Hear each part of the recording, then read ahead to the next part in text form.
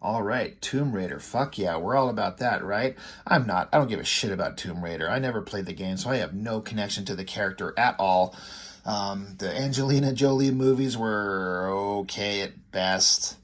I never saw even the new kind of remake. It looked interesting, but it bombed off its ass, so I never bothered to watch it. But this is issue 25 of Tomb Raider. There's one reason and one reason only that I picked up this book, and it's Michael Turner.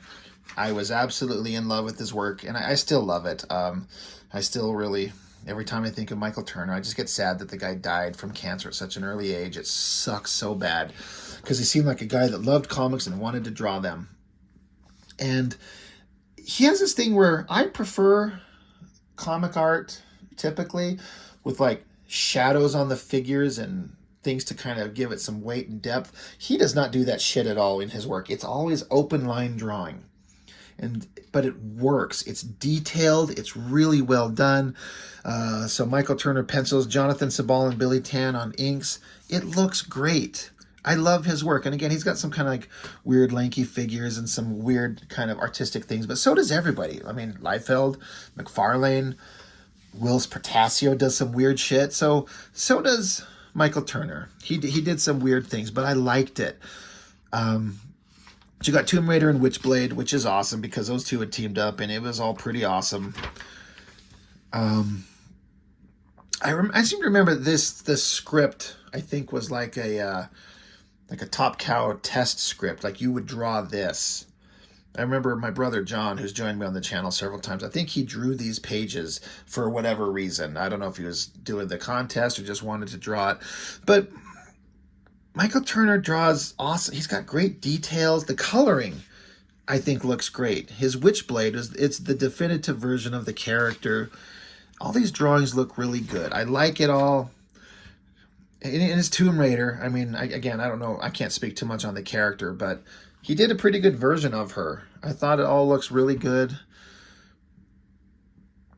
He has this really odd style, and it just, I mean, if you don't like it, that's fine, but you can't deny its success. Like, he was a big deal in a time when comic books were like nosediving. He was one of the few success stories that kind of come out of that era of like people liked his stuff and responded to it and picked it up. Look at this creepy old man. That looks really cool. And of course, he turns into some bad guy, and Tomb Raider stabs him with his own weapon. A little glowing ball kind of jumps out of him and zips across the city. So somehow she chases it down, runs across a dude that's got a bullet bike, and she just jumps on it and steals it from him. Which, okay, pretty awesome shot of the bullet bike. The little energy ball's taken off. You think it would just take off into the sky and not be at street level where she could chase it. But if that happened, we wouldn't have an awesome chase scene, right? Vehicles are hard to draw. Cityscapes suck to draw. Cars are hard to do. And a chase scene in cars. These are all hard. But Tomb Raider's awesome. So she guns it, ramps off this thing, Dukes of Hazzard style, takes off. This is a great double page spread. Just a straight on, like, it's probably not hard because it's mostly just a straight on shot. I mean, there is a slight perspective to it, but mostly it's just a straight on, but it's just tedious. You got to get all these ups and downs. You got to grid out all these windows to be in the right place so they're like evenly spaced. Whether he traced it or not, I don't know. Great motorcycle. And then I love the design element of her like long ass hair and this braided not ponytail. Yeah, I almost said pigtails. Ponytail. Kind of a weird shaped head in a way, but it still works. I'm still on board with it. I don't know. She keeps chasing this thing. She goes down into the lower parts of the city. She's hanging off a cliff somehow, and then she's in some cavern in the middle of a New York City somewhere. Dozens of these glowy little things. And again, the background, the scenery is really cool. It's really well drawn. I got to level like fair criticism at him. You could put different colored hair on this girl and it could be Fathom. You could put different colored hair or different hairstyle on her and that's just Witchblade. His female faces all look the same. You know, it looks like the same face. But I guess if that's the worst you can come up with, it's not the worst thing in the world. Another wild designy thing. Like, he did some really neat stuff. It looks cool. And the coloring. Who did the colors on this? Jonathan D. Smith. And so, I mean, Top Cow always had fantastic coloring. Like, there's no denying it. So, it looks great. More great coloring. Again, it's all open line. There's no heavy shadows anywhere. Like, it's the complete opposite of a Mignola drawing or a Frank Miller.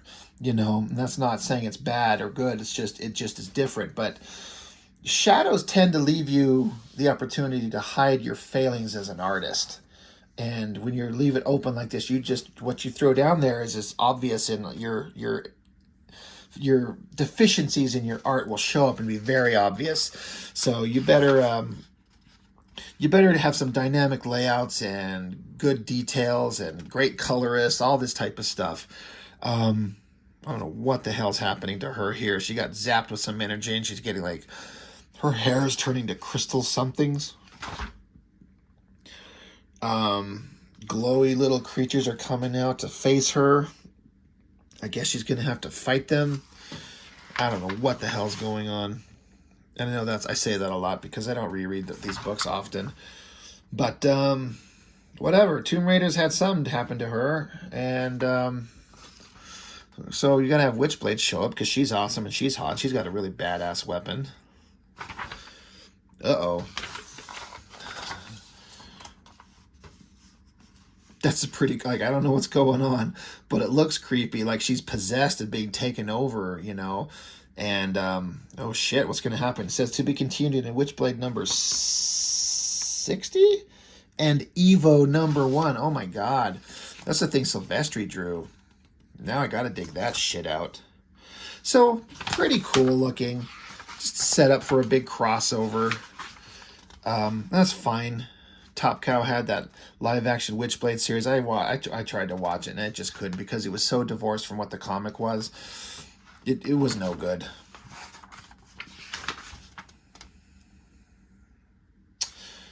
PlayStation 2 Tomb Raider game, man, that's taking it back forever. Oh yeah, and I was collecting Witchblade at the time. I think I said in a recent video, I collected Witchblade for a long ass time, and I really liked the initial series that Michael Turner drew. I feel like it's genuinely well done comics. It's a perfect like Top Cow comic that kind of helped define who they were. They moved away from the superhero into the fantasy and magical world, and that was Witchblade and Darkness, and it worked. But Witchblade, again, for whatever reason, I collected it for a long time, but they had artists on it that just did not even come close to the awesomeness that was Michael Turner. They occasionally got close, and there were some moments where it was pretty dang good. Now, like I said, I collected it for a long time. But just looking at this artwork here, I'm trying to see if I can tell if it says Francis Manapul, I think. And again, he's perfectly fine, but it's not Michael Turner, and it's certainly not Mark Silvestri, so it's certainly not that interesting. But yeah, Endgame, issue 1. So it was supposed to be continuing, like they said, in Witchblade 2 of 3, and they said that Evo, whatever it is, that Silvestri did, is the part 3. So maybe it's all a setup to release that thing. Silvestri, Top Cow, they were reaching out into the video game world to share properties, cross merchandise, cross their characters for mutual benefit of everybody, bring the comic book readers into the gaming world and the gamers into the comic world. It's probably what they were trying to do, honestly. Get people playing video games to come look at comic books. Like, hey, you like the Tomb Raider game, right? Well, look at this hot drawing. She's got huge boobies and hot hips, and this artist draws her really sexy. Like, hey, gamers, pick up comics. Maybe you'll enjoy reading a thing instead of playing video games. But I tend to think anyone who's doing Tomb Raider video games is probably reading these comics anyway. I don't know shit. So it's kind of a fun little thing. It's there. It's worth the price of admission for Michael Turner's artwork either way.